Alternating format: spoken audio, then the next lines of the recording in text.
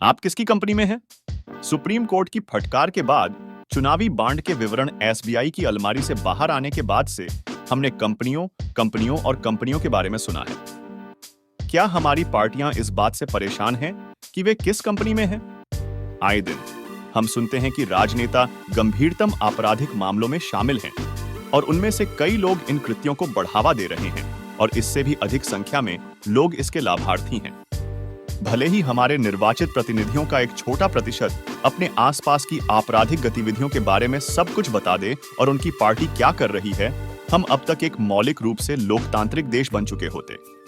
भारतीय लोकतंत्र व्यवसायों और राजनेताओं के बीच एक मौन समझ है, जबकि हम अपने मताधिकार के बारे में उत्साहित रहते हैं और अपना वोट देकर राष्ट्र के प्रति अपना कर्तव्य पूरा करते हैं।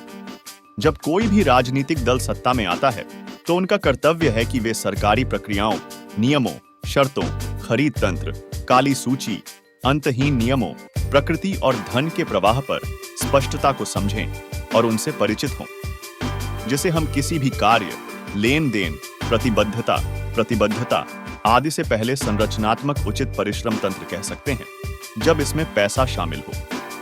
कई पार्टियां सरकारें चला रही हैं और भले ही आप सभी सरकारी प्रक्रियाओं, सामान्य वित्तीय नियमों और धन की आगे और पृष्ठभूमि की अखंडता को कैसे बनाए रखें, यह नहीं जानते हैं, लेकिन वे सभी जानते हैं। हर कानूनी विवरण में जाने के बिना यह कहना पर्याप्त है कि चुनावी बांड कानून के पारित होने के साथ एक व्यावसायिक उद्यम किसी राजनीतिक दल को अपने लाभ का अधिकतम प्रतिशत दान कर सकता है। इसकी शर्त समाप्त कर दी गई है। इसलिए जैसा कि कानून के पीछे का दृष्टिकोण था, यहां तक कि सबसे सरसरी तरह के उचित परिश्रम की भी आवश्यकता नहीं थी। एक पार्टी ने इसे डिजाइन किया था और अन्य सभी पार्टियां इससे सहमत थीं, कम से कम इसके संचालन में, लेकिन कम्युनिस्ट पार्टियों के लिए। क्या राजनीतिक दल चंदा लेने से पहले जांच पड़ताल में विश्वास नहीं रखते?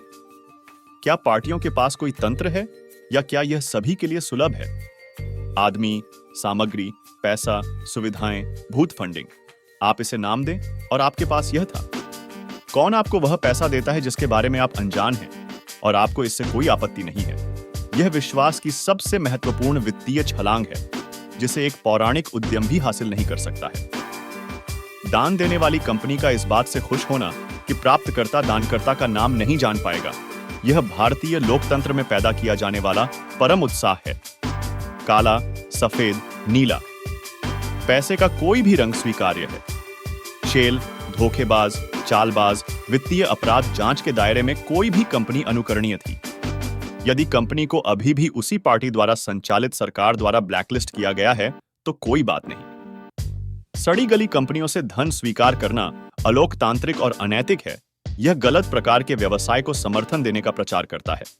इसने हमारी राजनीति के साथ जो किया है वह अब सबके सामने आ गया है।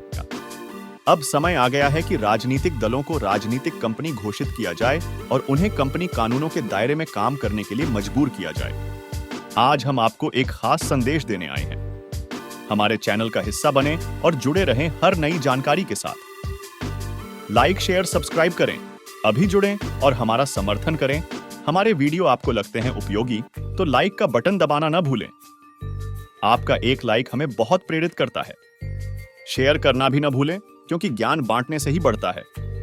अपनों के साथ जानकारी साझा करें और उन्हें भी जोड़ें। सब्सक्राइब का बटन दबाकर आप हमारे चैनल के सदस्य बन सकते हैं।